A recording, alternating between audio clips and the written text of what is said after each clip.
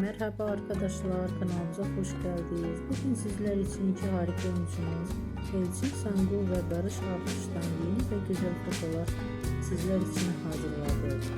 Barış Arduç dinle sevgili benim için üzülme, Kiralık Aşk dizisinde rol almış ve herkes tarafından çok beğenilmiş. Biz de sizler için